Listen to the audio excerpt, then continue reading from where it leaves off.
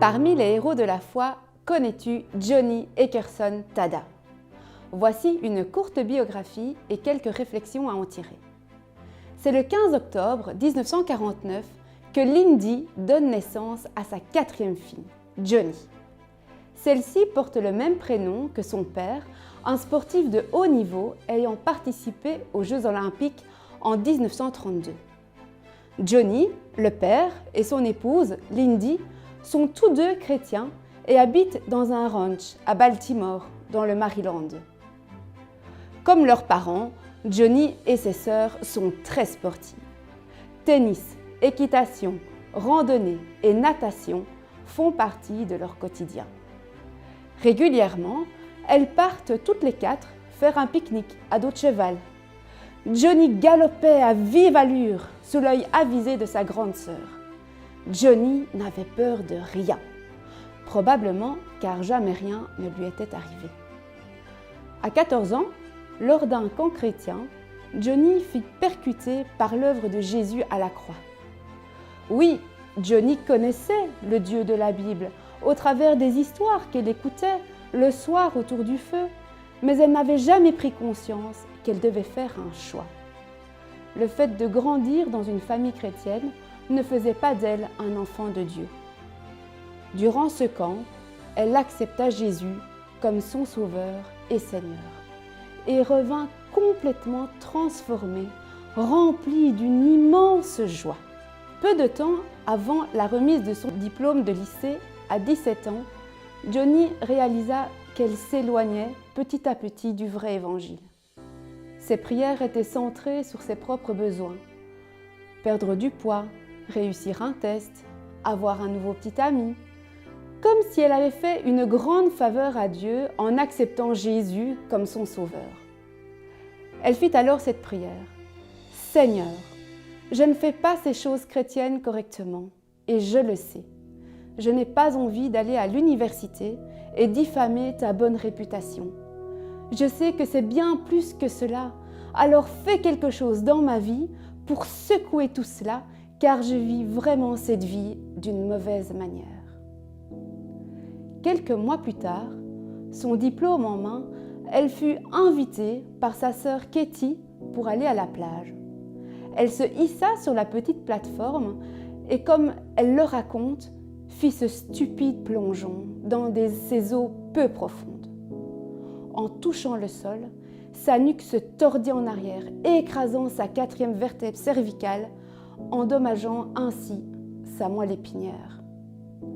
Une vague la ramena doucement à la surface de l'eau, son regard toujours fixé vers le fond, incapable de se tourner, incapable de respirer.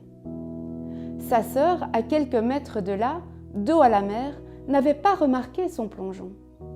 C'est alors qu'un petit crabe vint lui pincer l'orteil, se tournant alors vers la mer, criant à sa petite sœur de faire attention. Elle vit, à la surface de l'eau, les cheveux blonds de Johnny. Rapidement, elle nagea vers sa sœur, la sauvant de la noyade. Allongée sur le sable, Johnny ne sentait plus rien. Elle ne pouvait plus bouger son corps. À l'hôpital, le verdict tomba. Johnny est devenu tétraplégique. Ses pensées se bousculent. Pourquoi ma sœur m'a-t-elle sauvée? Je vais devoir rester assise jusqu'à la fin de ma vie. Je suis incapable de marcher, de manger seule. Mes bras et mes mains sont inutiles. Seigneur, est-ce ta manière de répondre à ma prière? Est-ce comme ça que je serai plus proche de toi? Je suis une jeune chrétienne. Comment as-tu pu me prendre autant au sérieux? Jamais plus je ne te ferai confiance avec mes prières.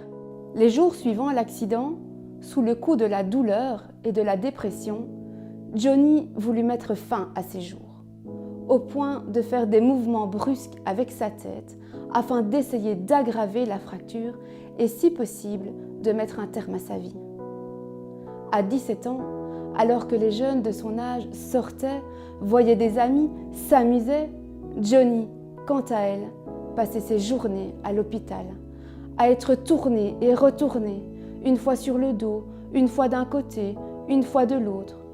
Tant de questions tournaient dans sa tête, dont celle-ci. Dans ta parole, tu dis dans Jérémie 29:11 que tu as des projets de paix et non de malheur, afin de me donner un avenir et de l'espérance. Mais Seigneur, comment ne pas penser que tu essayes de me nuire? Tout au long des semaines d'hospitalisation, des chrétiens ont prié pour Johnny, ou venaient lui lire des versets de la Bible. Mais ils ne s'arrêtaient pas à ça. Ils mettaient aussi leur foi en pratique. Par exemple, en lui mouchant le nez ou en lui brossant les dents. Ils ne venaient pas lui faire des sermons, mais ils l'aimaient comme une personne et non comme une invalide. C'est au travers de ces marques d'affection, de ces gestes empreints d'amour, que Johnny comprit l'amour de Dieu. Johnny se souvint particulièrement d'un jeune homme qui l'encourageait à remercier Dieu en toutes circonstances. Mais cette circonstance était particulièrement douloureuse que pour remercier Dieu. Pourtant, Johnny commença par le remercier pour la nourriture tiède ou l'absence d'infirmière désagréable. Au bout d'un mois ou deux, elle remarqua le changement et commença à sourire à nouveau. Sa foi grandissait, tant et si bien qu'elle fut capable de remercier Dieu pour la chaise roulante qui lui permettait alors de ne pas passer l'entièreté de ses journées allongées. Bien plus tard, alors que Johnny repensait à ce verset de Jérémie 29:11, en le remettant dans son contexte, elle fit une merveilleuse découverte. Le peuple à qui ce verset était destiné était dans une souffrance terrible depuis de nombreuses années, mais il ne perdit pas espoir. Cette découverte donna aussi de l'espoir à Johnny, espérant chaque jour que ce serait celui de sa guérison. Mais une nuit, elle se surprit à faire cette prière à voix haute. « Seigneur, si je ne peux pas mourir, je te supplie de me montrer comment vivre. » C'était bref, direct, mais ça laissait l'opportunité à Dieu de lui répondre. Et elle était loin de se douter qu'il le ferait. À l'âge de 32 ans, Johnny avait plus ou moins abandonné l'idée de rencontrer un jour un homme qui regarderait au-delà de son fauteuil roulant et de son handicap pour la considérer comme une femme à aimer et une épouse potentielle. Mais c'était sans connaître Ken Tada, professeur d'histoire dans un lycée et entraîneur de football américain. Il a vu en Johnny une très belle femme et à la personnalité et au caractère plus beau encore. Mais le plus important de tout, il a vu en elle un cœur consacré à celui qu'ils appelaient tous deux Seigneur et Sauveur, Jésus-Christ. Elle était la femme de ses rêves. Mais la vie est bien plus qu'un rêve. Et Ken, porté par l'amour, n'avait alors aucune idée du chemin difficile qui les attendait. Johnny, elle, en avait une image bien plus claire. C'est d'ailleurs souvent le cas des femmes. Ils se sont donc mariés en étant convaincus qu'avec Christ au centre de leur vie, ils avaient tout ce dont ils auraient besoin pour traverser les moments les plus difficiles. Et des difficultés, ils en ont rencontré. Au fil des années, Johnny remarquait des changements physiques.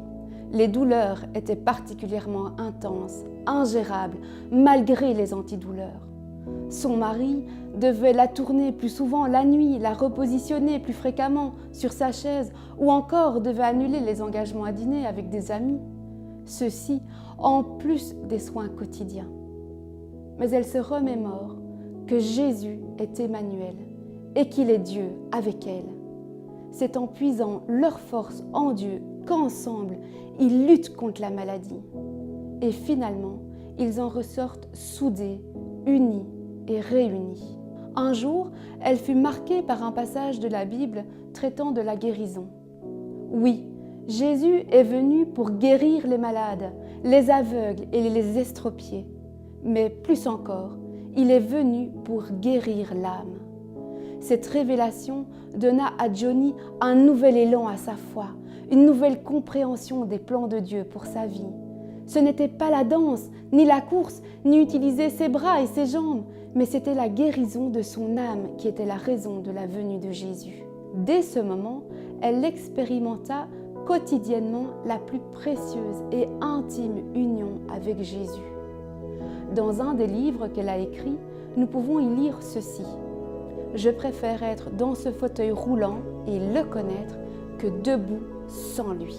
Quand nous voyons quelle transformation et quelle purification la souffrance a opéré dans la vie de Johnny, dans son couple, nous avons des raisons de croire que nos propres souffrances et difficultés relationnelles pourront nous attirer plus près de Christ, nous transformer davantage à son image, nous conduire à porter plus de fruits et nous préparer pour l'éternité.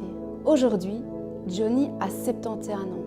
Cela fait 54 ans qu'elle est enfermée dans un corps douloureux. Étant aussi passée au travers d'un cancer du sein et plus récemment encore du Covid-19, cela ne l'a pas empêchée de vivre pleinement les projets de paix que Dieu a pour elle, acceptant que sa guérison physique ne fait sans doute pas partie de la volonté de Dieu pour elle sur terre. Elle est devenue conférencière internationale, a écrit 48 livres pour petits et grands, ainsi que de nombreux articles. Elle est animatrice radio, a fondé un centre international, Johnny and Friends, pour personnes handicapées, organisant entre autres des week-ends et retraites pour les familles étant touchées par le handicap, où elle collecte aussi des chaises roulantes pour les faire réparer ou restaurer par des prisonniers. Johnny chante, peint avec la bouche, est actrice dans des séries et films racontant sa vie. Elle a aussi de nombreux diplômes, dont celui de docteur de la loi et de théologie, et elle a reçu de grands prix et de grandes récompenses. Voici quelques réflexions à retirer de cette biographie. Dans nos souffrances, nos douleurs, nos épreuves, il est tellement facile de se révolter contre Dieu, de le blâmer et de lui en vouloir. Dans son livre « Quand Dieu pleure », Johnny a écrit ceci. Exprimer son désespoir à Dieu est une façon de le rencontrer, de s'ouvrir à la seule personne qui peut faire quelque chose à propos de la situation désespérée dans laquelle on se trouve. Vous traversez peut-être un moment difficile, un deuil, une perte, que cette biographie puisse vous encourager à lever les yeux vers Jésus afin de vivre une communion plus profonde avec lui. Vous ne connaissez pas Jésus, alors que cette épreuve puisse être l'opportunité de le rencontrer en lui exprimant votre désespoir, car lui peut faire quelque chose pour vous. La vie dont nous rêvons, et parfois même que nous vivons, peut être tellement éloignée de ce que Dieu a pour nous. Nous n'avons pas l'image complète du puzzle. Dieu, oui, et il en est la pièce maîtresse. Osons faire la même prière que Johnny. Demandons à Dieu de secouer nos mauvaises conceptions de lui, afin de rétablir toutes choses selon ses plans parfaits. Cette biographie vous a interpellé, touché? N'hésitez pas à la partager. Vous souhaitez en savoir plus? Vous trouverez quelques liens ci-dessous concernant Johnny.